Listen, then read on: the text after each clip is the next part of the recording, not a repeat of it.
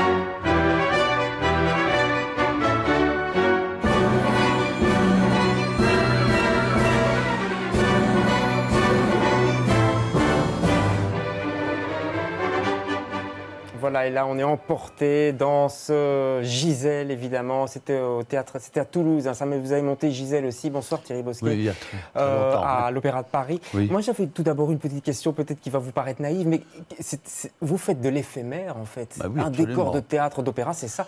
C'est pas frustrant parfois de se dire voilà. Ce l'est quand puis... on vieillit. Oui. Mais oui, au fond. Mais au fond, jusqu'à l'âge de 60 ans, ça me était complètement égal. Maintenant, je me dis au fond, il ne reste à rien à ce que j'ai fabriqué, ce qui n'est pas vrai. Je me rattrape maintenant en faisant des peintures murales et en faisant de la peinture, vous êtes passionné de décoration. Oui. Mais c'est un métier que j'adore et que ce soit éphémère, il faut l'accepter. Et puis, on n'y pense pas quand on est jeune. Oui. On se dit, voilà, c'est un métier magnifique, merveilleux. Et beaucoup de décors disparaissent, sauf les peintures. Les parties peintes restent souvent dans des grands pays comme en Italie, comme à Paris. Mais alors, qu'est-ce qu'on en fait? Où est-ce qu'on les trouve? Eh bien, on les entrepose dans des endroits qui ne sont pas trop humides, ni trop moisis. Et mon rêve, un de mes rêves, je ne sais pas si j'aurai le temps ni le courage d'organiser, c'est d'organiser à Paris, au Grand Palais, une exposition de peinture de décors, mais grandeur réelle. Et il en reste beaucoup. En Italie, par exemple, mais il faut un endroit immense pour ça. Oui. C'est vrai que le Grand Palais peut-être s'y prête bien avec ça se prête bien, c'est même comme un magasin de tapis, des grands rideaux qu'on ferait tourner, très amusant. Mais je me demande comment l'organiser. En Russie, il y a des toiles anciennes très belles encore. En Italie, très anciennes même, extraordinaires en Italie. Comme des gouaches napolitaines agrandies.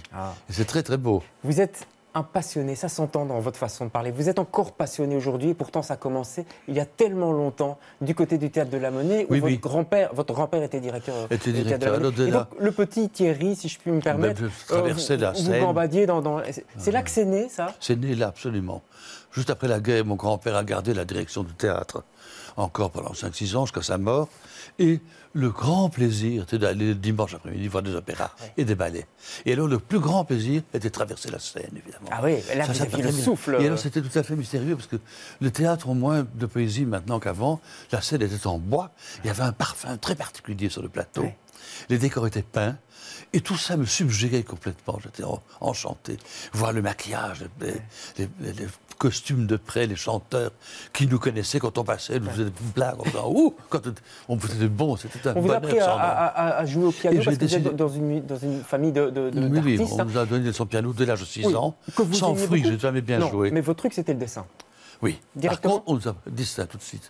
Piano et dessin. Mais j'ai adhéré au dessin parce que j'étais beaucoup plus doué pour ça que pour le piano. Mais la musique m'a beaucoup appris, c'est dit énormément. C'est que je lis facilement la musique. Je suis une partition, tu vois. Est-ce que vous dessinez avec la musique? Quand on vous commande un opéra... J'ai commencé par... Non, je les connais en général. J'ai beaucoup écouté l'opéra. J'ai écouté la musique toujours de l'opéra que j'allais illustrer. Mais finalement, on les connaît. J'ai fait 3 fois Péléas dans ma vie. Je connais Péléas de A à Z, à peu près. C'est un Mozart, complètement par cœur. Très bien Verdi. Mozart, vous auriez pu être le fils Adi Béjart dans ses mémoires. Je le dis parce que c'est incroyable cette phrase. Hein. C'est Béjart qui a dit ça quelque part.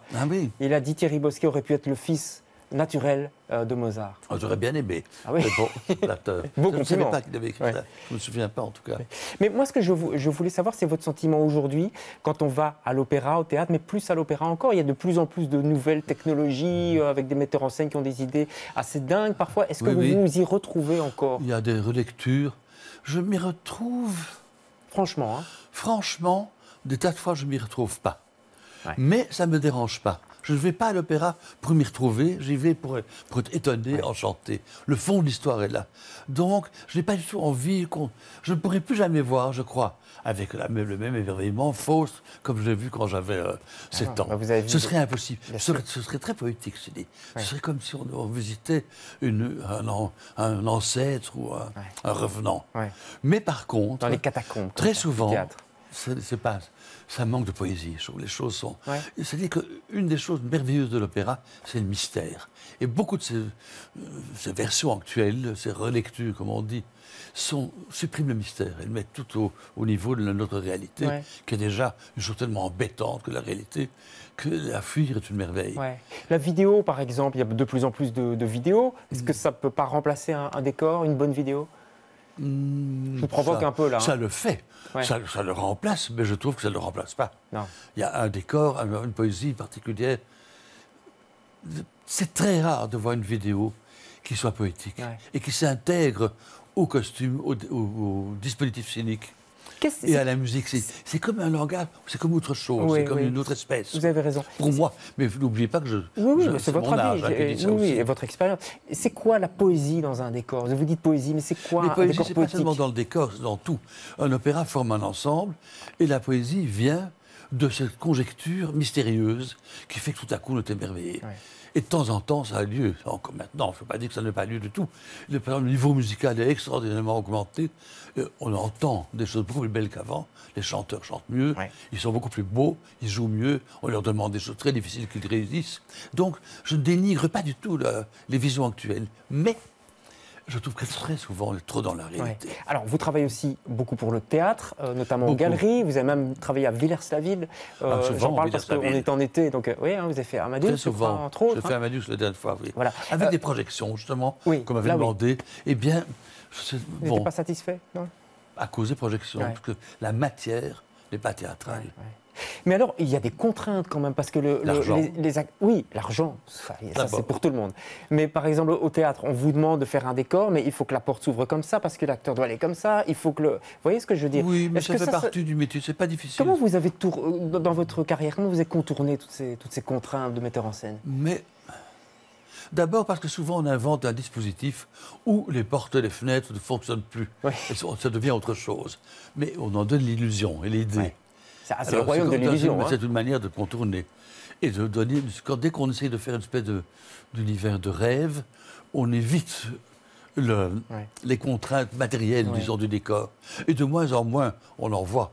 Il est certain que, je ne sais pas, dans certains moments du pavé de Séville, il faut certaines contraintes bien précises.